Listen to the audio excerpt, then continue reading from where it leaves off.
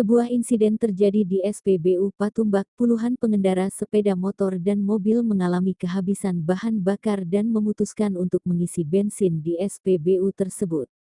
Mogoknya puluhan sepeda motor dan mobil ternyata, BBM jenis Pertalite di SPBU tersebut tercampur dengan solar, menyebabkan ketakutan masyarakat bahwa mesin kendaraan mereka akan rusak akibat human error dari SPBU tersebut.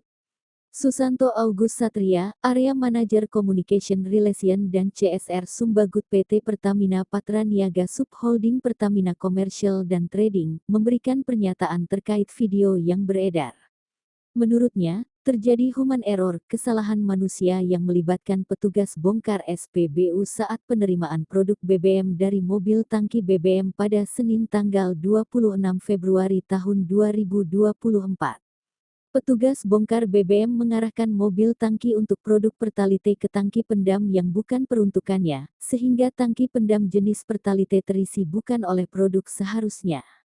Atas kejadian ini, SPBU telah menghentikan penjualan BBM ke konsumen dan Pertamina akan memberikan sanksi kepada SPBU terkait kesalahan menyuplai produk BBM ke tangki pendam hingga konsumen membeli BBM yang terkontaminasi atau produk yang tidak seharusnya.